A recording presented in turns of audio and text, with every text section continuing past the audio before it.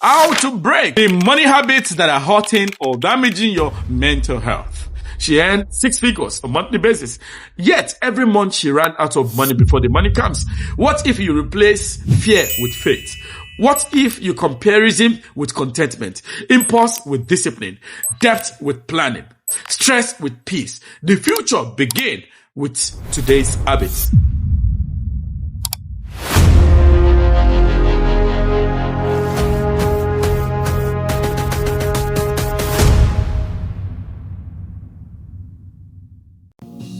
Hello, my good people, and welcome to this masterclass and episode that we always bring to you. In our masterclasses, we teach you on how to make, manage, multiply money, and create wealth for your generation and generations to come. And again, it is a privilege again to let you know that in this masterclass, today we're going to be speaking about one of the subject matter that is very pertinent, that affect nearly every person's color, race, gender, or in the world, regardless of age or religious or nationality or your income.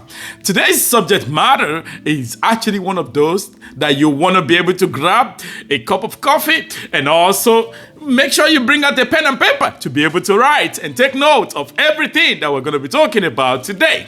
And in this particular episode, again, my name, the host and the anchor for this program. My name is Dr. Julius Aroba, and I'm the Wealth Financial Entrepreneurship Milestone John that actually help you to translate what you don't know, the unseen to the seen, that take you to a place that is wealthy. And again, today's topic, we're going to be talking about how to break the money habits that are hurting or damaging your mental health.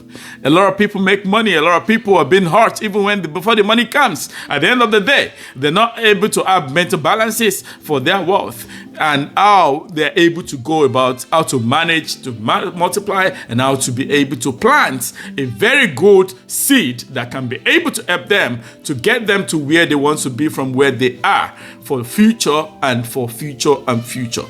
Again, the major topic, which is money habit, the breaking the money habits that are hurting your mental health. Money is not just about numbers, which is, if you look at some of our master classes that we've talked about, we say money is mathematics. But at the same time, when we talk about money is emotional in most cases.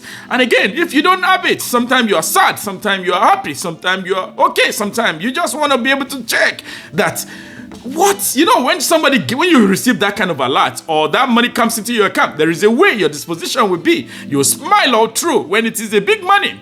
And again, if it's actually something that actually produces more, the money that creates more money for you will always give you more happiness. Just like I always tell people that money answers all things. And again, this is one of the things I want you to know, that money is also spiritual.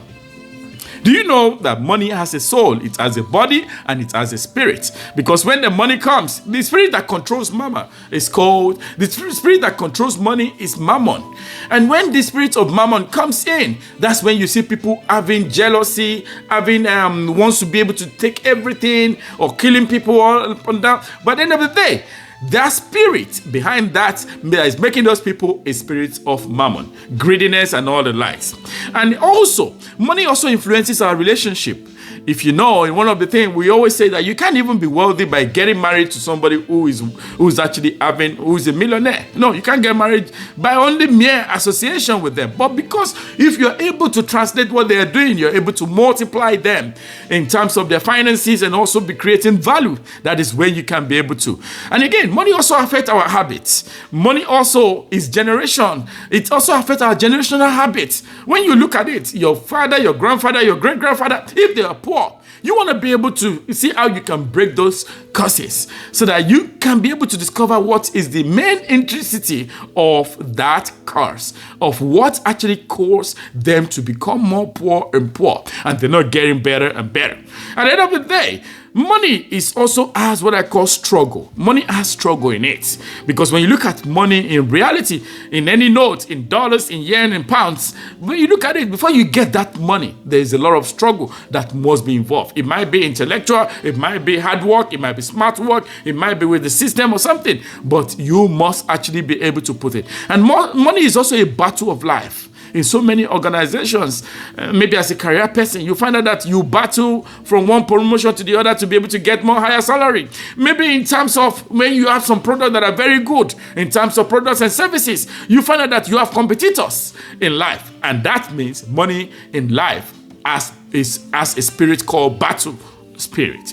And also, money also affects our sleep. Do you know that there is amount of money that you can have, you can sleep? To say, hey, I'm okay. I'm actually where I want to be. This is where I am now, achieving the goals. Money helps you to be able to sleep well when you have real free financial money. Not the kind of money that actually has to involve you to get involved in some ordeals that are not making any sense. At the end of the day, you find out that you're not able to sleep well. Some persons, when they're even sleeping in their dream, some spirit will be pursuing them, or they'll be having a nightmare in some other cases. And again, money also gives us confidence.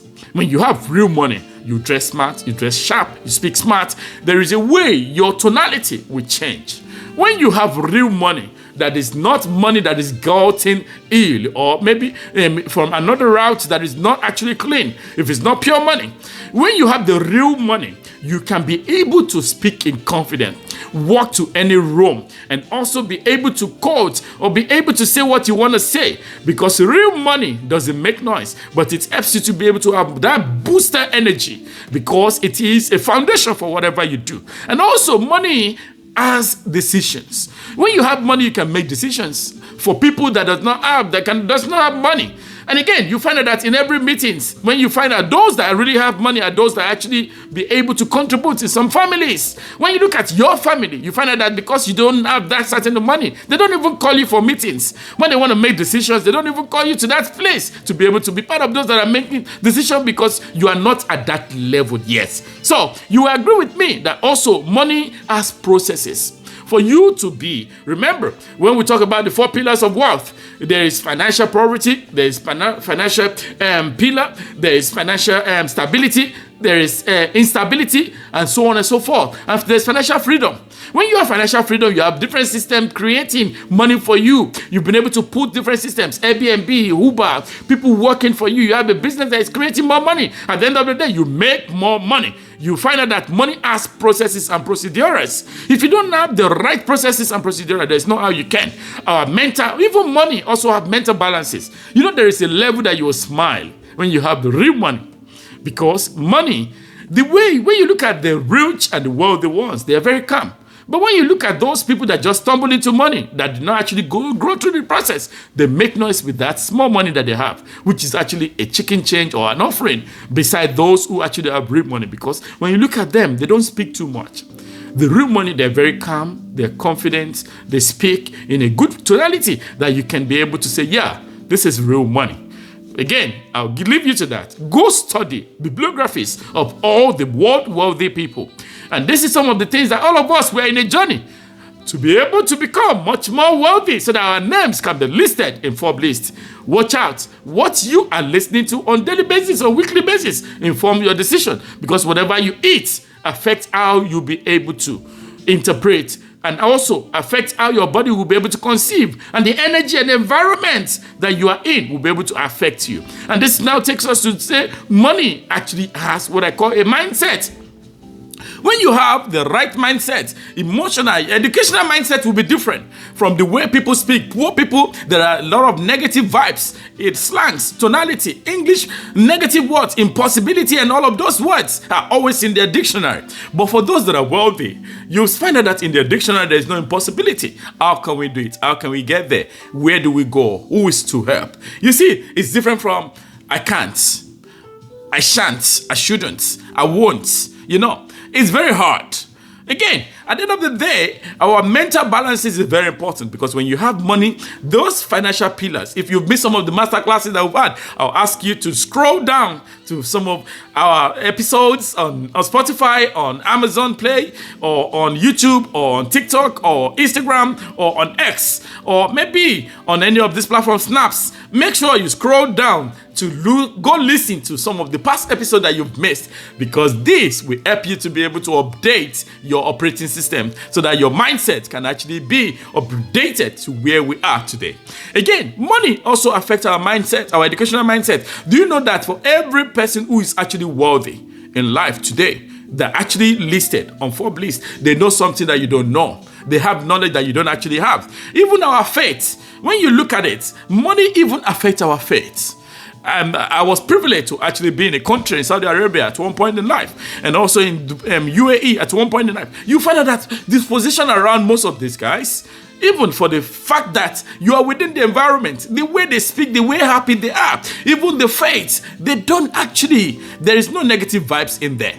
And I want you to know that money as a destination. If you find out that the money that came into your account or your business account in about few hours, few days, in few months, those money are actually being translated into another people paying staffs, paying services, paying different products or whatever you've actually ordered. It's flowing. Money is a currency. Again, many people believe that if you have money, more money, they would actually automatically have peace, but it is not true.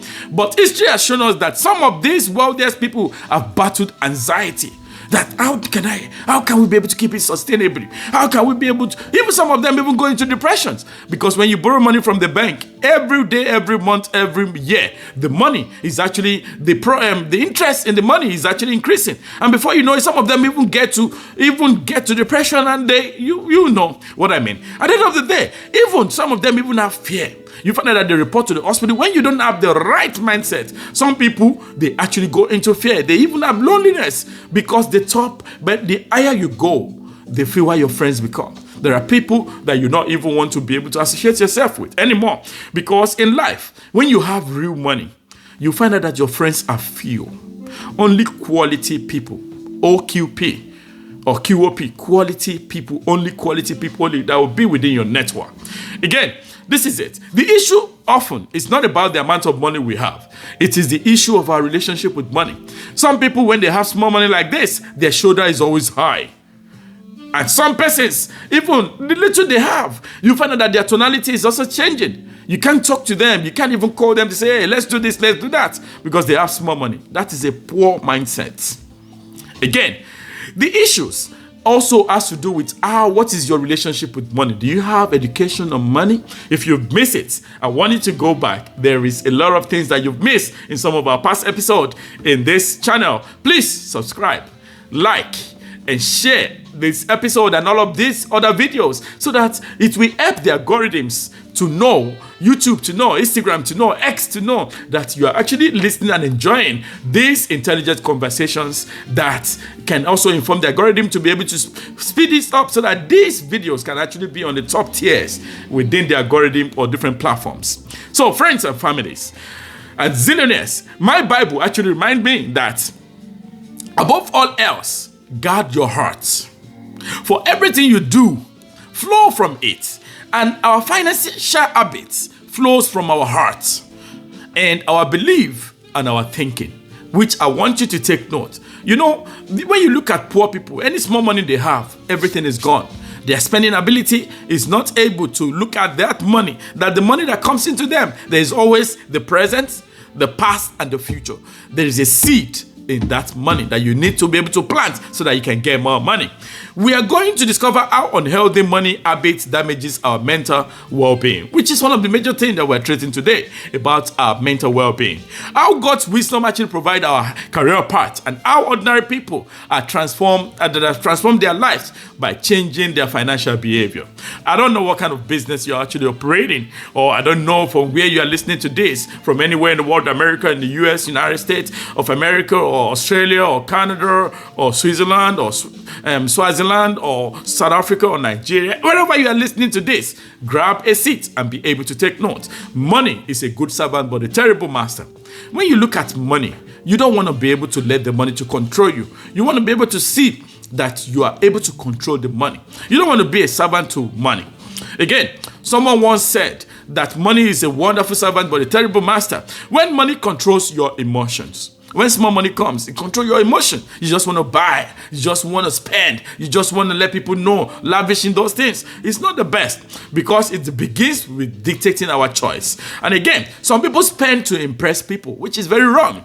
I don't want to go into that in detail, but we've talked about it in some of our master classes. And again, some save out of fear. Oh, I just want to save because tomorrow I don't know what's going to happen so that I can be able to budget for this. It shouldn't be like that. Again, some even borrow to appear successfully. If you look at it, you find out that there are some events in your area. You find out that those people that even brought those cars, the car doesn't belong to them. They rented it to be able to show off. You find out that even they are even using loan, or they even borrowed from their friends or their network to be able to appear rich and wealthy, which is very wrong interpretation they are giving to your people. Others avoid even looking at their bank accounts because they cannot face reality. Because when you look at their account on a monthly basis, it's on minus, minus, minus, minus.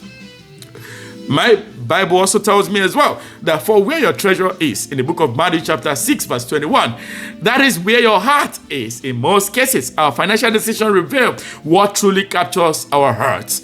And again, that is habit number one. Let's discuss about it, which living beyond your means. We've talked about this in various use cases and different areas. One of the greatest causes of our financial stress is trying to look rich or wealthy instead of becoming wealthy.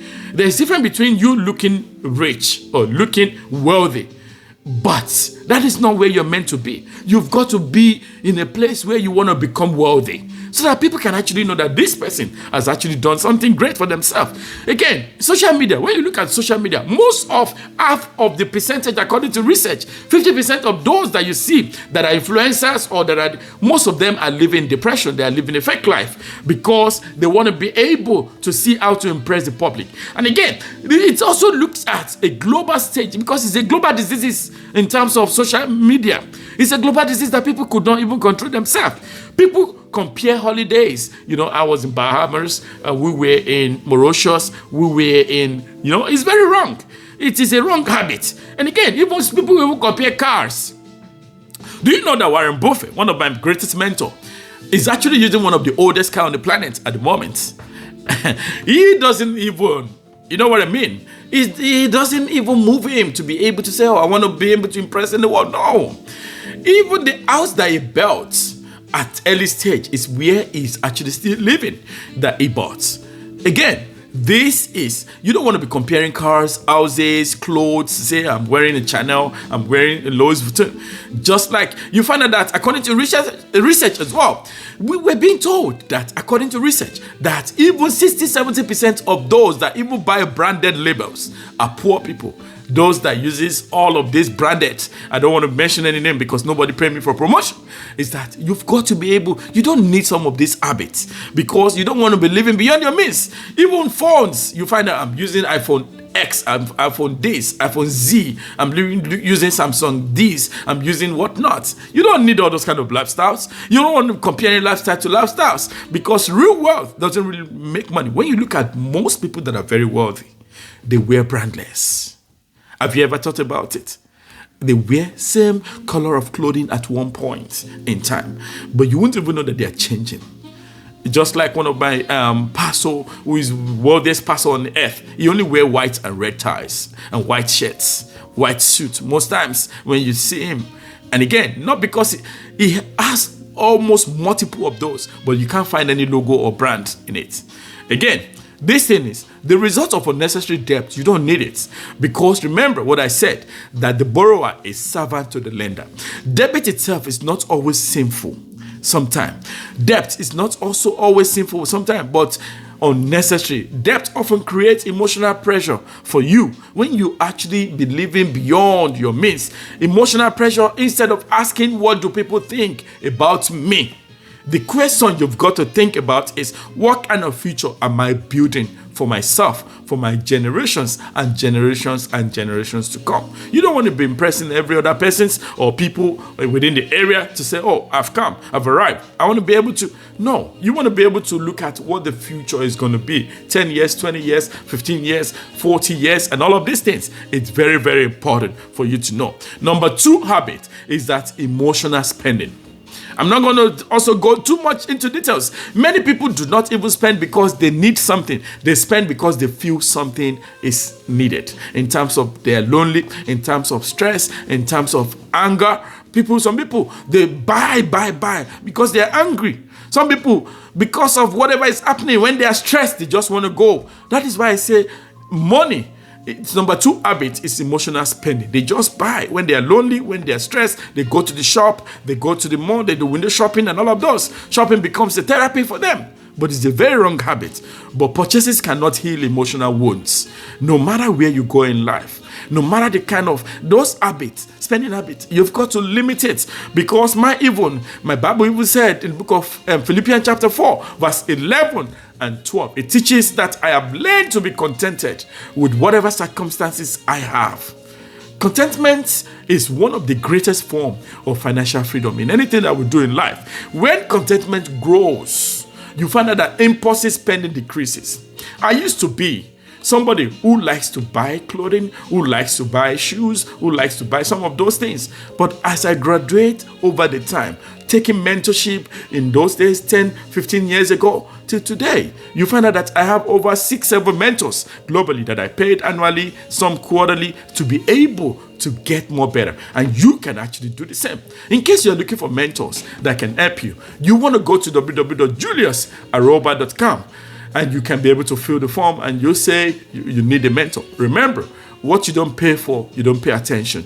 Again, when people pay for mentorship, when I pay for mentorship, I get to take notes. Even in every gathering, I take notes. In every meeting, I take notes. And you've got to be able to start looking at it, because if it doesn't cost you something, there is no how you can be able to grow. I have learned to be contented in every area. Let's take one case study today. Sarah's journey, case study number 1. From stress to stability. Sarah is one of the case studies we're going to look at. Sarah was a successful marketing executive in one of the company called Company ABC. And she earned a good salary on monthly basis. She earned 6 figures on monthly basis. Yet, every month she ran out of money before the money comes, because she's going to borrow. She's going to buy. She's going to be able to to be able to live beyond, add a lot of direct debits, credit cards in different areas. And whenever the money comes like this, a salary is paid, she becomes stressful.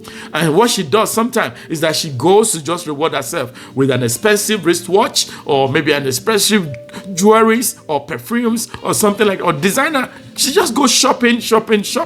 Luxury handbags, weekend getaways. She does all of those. Even few hours that she can actually feel better. But then the credit card statement arrived. By the end of the month, before the salary arrived, you find out that their anxiety now increases. And she stops sleeping well, because over time, I used to live in those days, in the early days, this same Sarah. By the time you look at it in the UK, you find out that there is a lot of money, a lot of requests that has come through from different credit company, different clothing store. You find out that she has different credit cards that she has taken from different brands, be it LVs, be it Emmys, be it H&M, different clothing brands, and all of those. I don't want to be mentioning any of this. At the end of the day, when those letters arrive, she will say, you know what, just put those things somewhere. And Sarah, what did she do? She came to actually now explain some of these things. We had to navigate. Okay, we've got to see how. Let's set 6-month targets. Let's be able to. Then she was able to pay. Do you know that under the mentorship that she actually enrolled for under the Julius Aroba group, she was able, in 6 months, those debts were actually minimized. And also, she was now increasing her knowledge about money.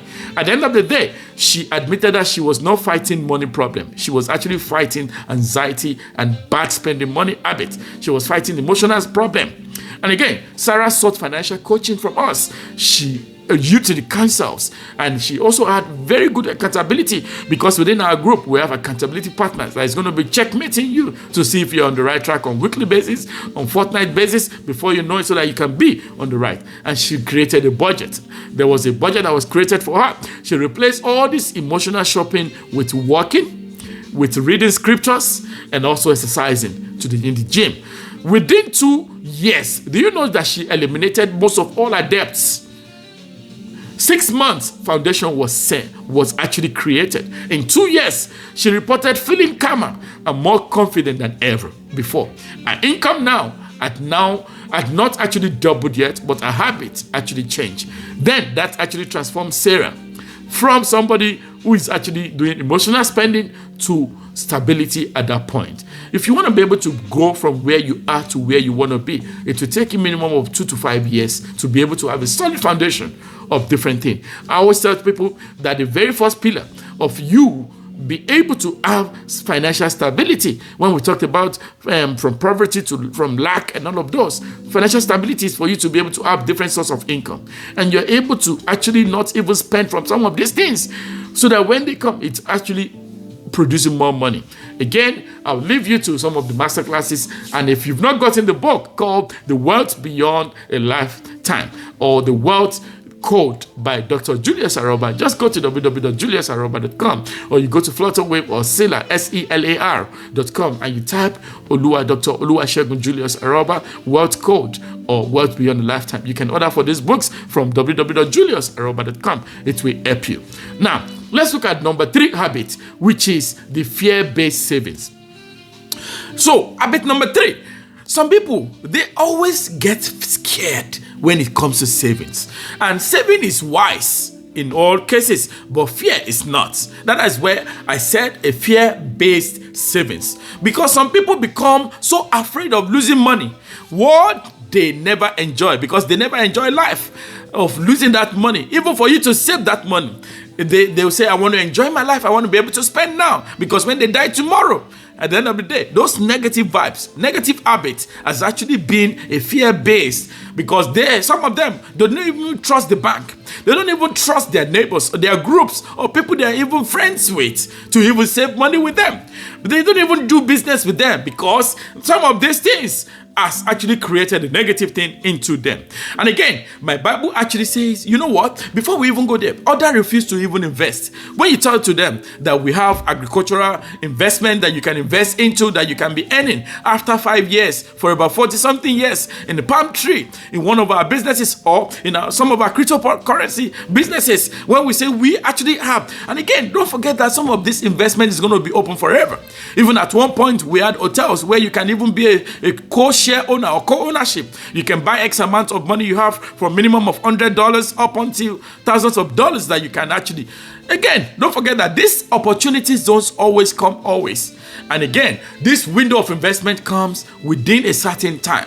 Even when we're doing co-ownership of properties, when we say, okay, again, a lot of you are actually struggling because you don't have the right mentor. You don't have the right platform. You don't even trust yourself. Talk more of trusting others. Do you know that you don't need to have millions to be able to start saving, investing into businesses, investing into different things? Do you know that? If you don't know, that is why you need mentorship. And again, in our platforms where we've created, we have over 16 companies that you can invest into. And again, remember that money goes to where the location where values are being exchanged. Remember, imagine when you're earning annually on your profits, you'll be seeing the money paid into your account, or maybe on 18 months or 24 months. It depends on the kind of investment you want to do. You can actually earn a lot from our platforms and different areas. But again, I'm not saying specificity for a particular product. Maybe you want to invest into businesses. We also buy businesses. We also co-invest into businesses. We co-own businesses. And these are some of the things. No matter the kind of money you have in life, you've got to look for collaboration and partnership. Only poor people compete and they don't collaborate because of fear of unknown. Fear becomes financial prison for a lot of them. When you look at them, fear is a problem to most of them, to majority of them. Even my holy book also said, whoever watches the wind will not plant. Whoever looks at the cloud will not reap. Because when you look at the rain in the book of Ecclesiastes chapter 11 verse 4, when you look at the wind before the rain starts, you will not even be able to plant. Because you'll be like, if I'm planting now, will the wind not whisk it away? Or if I plant on this person, do you know that sometimes not all businesses that will be successful, but you've got to be able to spread your tentacles. And these are some of the things we also advise. And again, maybe you are operating a company, you think your business is going to be there forever. Remember, every business has got a lifespan. And again, you yourself, you have it. For every product God has created, there is always a life span for those products that is going to expire. Every product God creates, human, have expiry dates. Product has expiry dates. Soap, milk, whatever has expiry dates. Everything God created has expiry date. Remember, Whoever looks at the cloud will not reap. If you look at the rain that is going to fall at one point, you might not be able to plant because the weather might be a bit darker, the weather might be a bit bluish. But again, you've got to be able to just look far beyond that. If you want to just take the last bold step, and that is why we are saying, have you paid for mentorship? Have you bought the books of Dr. Julius Aroba? Have you been able to even say you want to invest into some of the platform? Have you belonged to some of these platforms? If you are not following us on any of the platform, I want you to go to RSEG Link Services Limited or RSEG Link Zillionaire Consulting. Follow on all of the social medias, on all the platforms. Subscribe, listen, watch, share, so that your network can actually be of great value to you. Again, perfect condition never arrive. Anytime, any day. There is no perfect timing. There is faith requires wisdom and courage. You know, as rich and wealthy persons, you want to be able to just take it in faith. Oh no, I'm going to invest into that business. No matter how it's going to take, I'm just going to go on. And that is how the rich and the wealthy people look at it. Again, habit number 4 is financial avoidance. Many people know they have problems. It's not that everybody, they don't know that they don't have problems. They know that they have problems, but they avoid those problems. They ignore the bills that are coming to them. They ignore their bank statements. They even ignore the debts that is scheduled to go out. They even ignore to plan because they think the money is not even enough. And again, avoiding creates bigger problem. When you avoid, it will create a bigger problem. Even my only book also mentioned as well. Suppose one of you want to build a tower, and once you be able to look at how to sit down, you've got to count the cost, and also you've got to estimate that cost so that your life can be more better in anything you want to do. And God even encourages that one plan reduce anxiety, because uncertainty become clarity. When you are able to plan, you put things in place in your life so that your life can become more better. Again, beware of little expenses. A small leak will sink a great ship. A small leak, when a ship is actually sailing through on the water, in the sea, you find out that if there is one small leak, plenty water will come in. If you look at your roof, if you look at places before that wall paved way, it would have actually penetrated small. Just like today as well, we also learned that a leaking pocket will always create problems for you. And some of these things are your financial leaks. And it might be maybe your habits. It might be your lifestyle. It might be the things that you've been doing that are not proper. So, plan reduces anxiety because of uncertainty. You need to get courage. You need to get clarity. And again, when we talk, every action you take is a vote to the type of person you wish to become. Every day you take positive vibes. You take positive actions. By the time you move towards every day, you find out that your life will become more better in every area. Your financial habits are daily votes of your future. Habit number 5. Before we close today, comparing yourself with others is a very wrong habit. Comparing steals joy. You're comparing your family, your life to another person or your friends within the group. Or maybe you're comparing, you do know that comparison even creates pressures. And again, comparison even destroys the peace you have in your inner mind. You don't want to be comparing yourself. My holy book also once mentioned that each of you should test your own action without comparing themselves to someone else. In the book of Galatians chapter 6 verse 4. Run your own race. Remember, your color is different. A different religion. Your creator, your biometrics is different. No single individual has the same fingerprint in this life. Build your own future. Run your own race. Celebrate someone else's success without believing it reduces yours. You've got to celebrate them. They are there today, they got it today. Why not? You will still get there. Be happy for them. Celebrate with them. Enjoy with them. Even when they are, whatever they are doing, be with them so that life can become. Let's take the second case study today. We talked about Sarah. Second case study is that of Michael. Michael escaped life's inflation. How did Michael?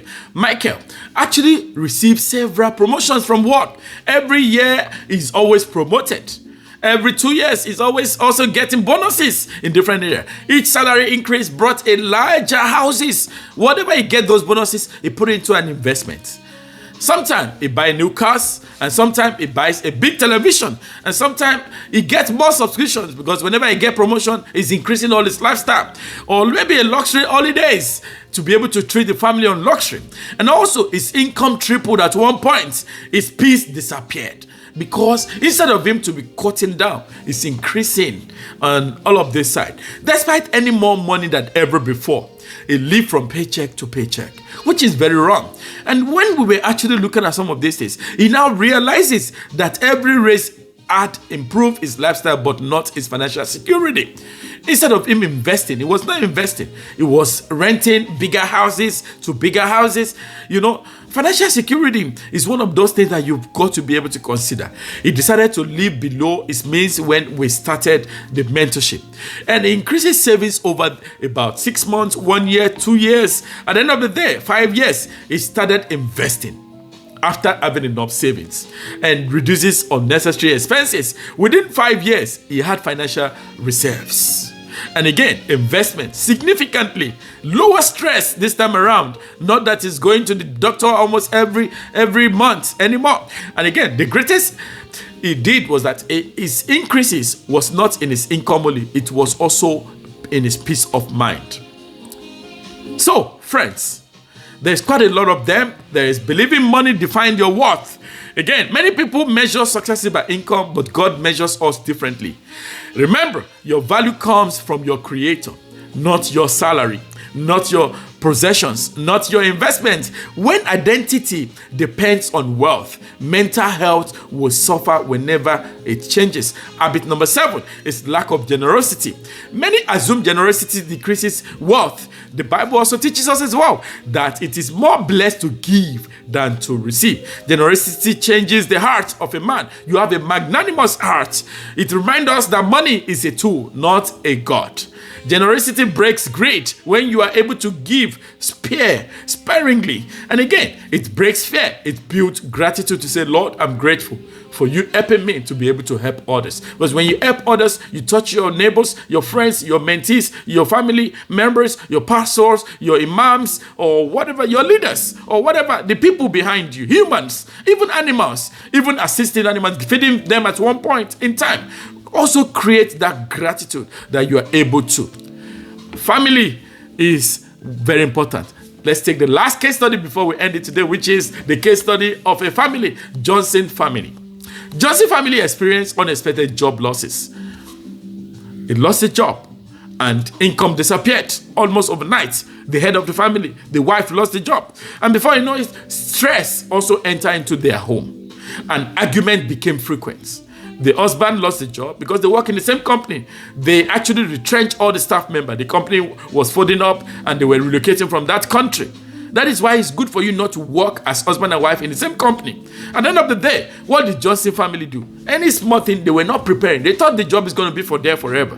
This is why we always say that if you've missed 20 powerful money mistakes, that you've got to go back to listen to it. We always say that you've got to build minimum of 6 months of your living expenses so that whenever anything happens, you can be able to have a bounce back. At the end of the day, when there is no money, arguments always increase in a home, even in a relationship. And before you know it, it becomes frequent. Instead of blaming one another, they decided to work together. When they came for mentorship, we had to tell them, you know what? You have to start from where you are. It's never too late. It is when a person dies, that is when it's too late. And what we now did is that we look at all the expenses. We created a realistic budget for them. They sold even on unused possessions. We had to go through that route. Each family member contributed an idea of savings from some of those things. At the end of the day, we pray together every evening. Almost every evening we pray together. And the father now accepted temporary work at one point, searching for permanent employment. During the process of this, it takes about 6 months minimum for us to get to where we are discussing about. The mother now started a small business online because anywhere you are in the world, you can actually work from anywhere.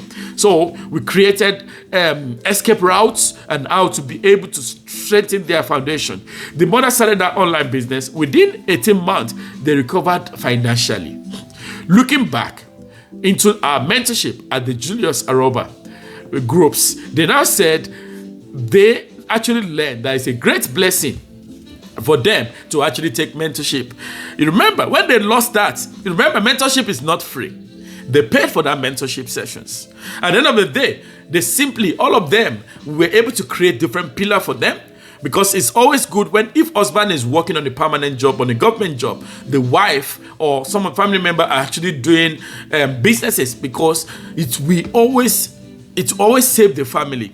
Again, looking back, they now said it was good for them. They learned how to communicate during the process. They learned how to show gratitude towards each other instead of arguing every time. Because so many homes always argue.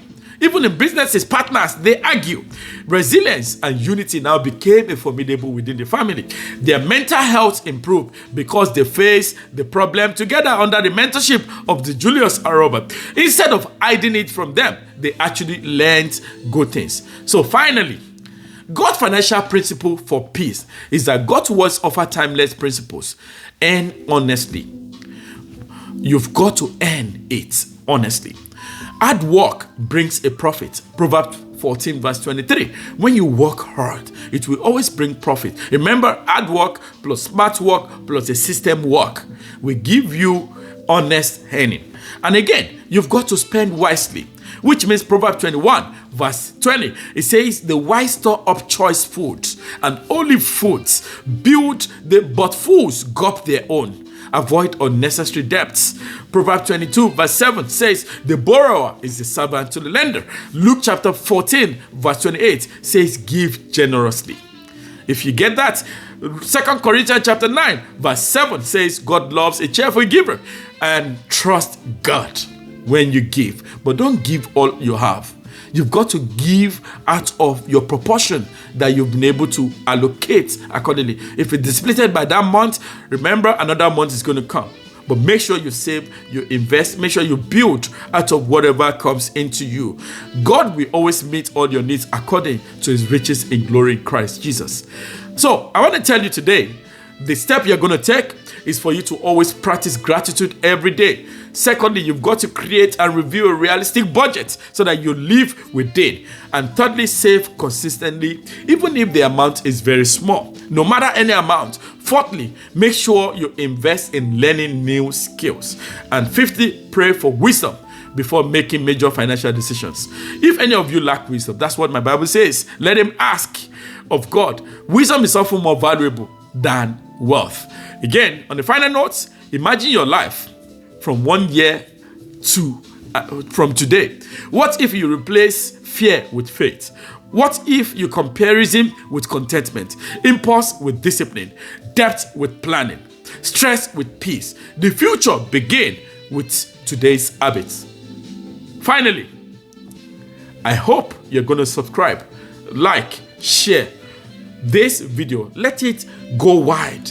This Spotify, let it go wide. Subscribe to it so that you can be getting notifications on weekly basis. I hope you've actually learned something great today. I remain your host, your mentor, and I remain Dr. Julius Aroba, your wealth, financial, entrepreneurship, mind surgeon. I can't wait to hold your hand, to see you in the community, and let's grow together because we rise by lifting each other. Shalom and God bless you today. Stay blessed. Goodbye.